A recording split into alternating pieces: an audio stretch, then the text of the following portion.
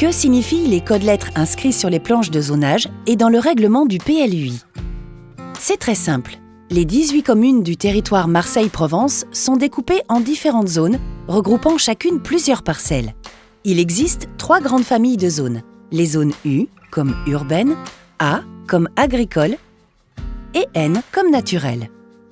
Chaque grande famille comprend plusieurs zones ayant toutes une vocation particulière, comme l'habitat, les espaces verts ou l'activité économique. Le tout se traduit par un code lettres. En tout, il existe 14 types de zones que nous allons décrypter ensemble. Les zones d'habitat distinguent les espaces d'habitat collectif UC des espaces d'habitat individuel UP. Leur développement s'accompagne d'exigences fortes en matière d'architecture et de paysage. Certains secteurs d'habitat pavillonnaire ou intermédiaire sont éloignés des centres urbains, des emplois et des services. Ils se trouvent en frange, à la limite entre ville et nature. Leur classement en zone UM indique la nécessité de bien en maîtriser l'urbanisation.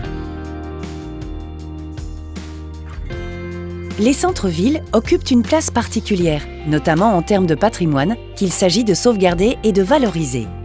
La zone UA est dédiée au centre-ville de Marseille, alors que le zonage UB permet de réglementer ceux des autres communes et les noyaux villageois marseillais.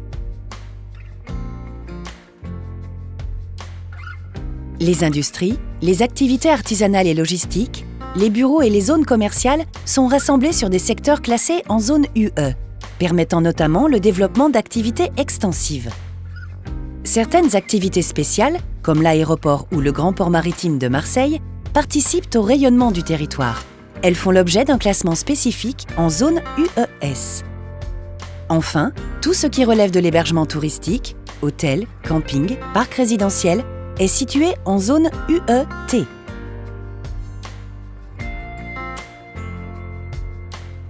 Pas de fonctionnement fluide du territoire sans des équipements pour se déplacer, étudier, se soigner, faire du sport. Tous sont classés en zone UQ.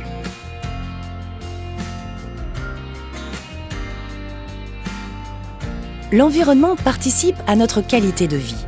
Qu'il soit urbain, naturel ou agricole, il fait l'objet de règles précises, destinées à le protéger et à le mettre en valeur.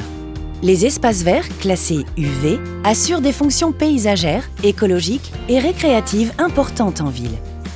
Entre mer et collines, le territoire dispose de zones naturelles à la fois remarquables et fragiles, classées N.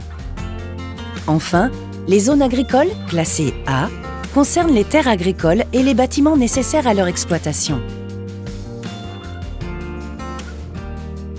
Le zonage permet aussi d'anticiper le développement du territoire.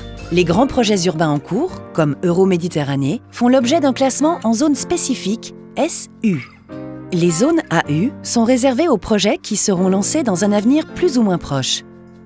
Toutes ces zones forment la grande diversité du territoire Marseille-Provence et permettent un aménagement cohérent et respectueux. À savoir, si vous êtes situé sur la zone UA, UB, UC, UM ou UP, pensez à consulter l'OAP, Qualité d'aménagement et formes urbaines. Il s'agit d'une orientation d'aménagement et de programmation qui précise le règlement pour mieux adapter votre projet au contexte du quartier.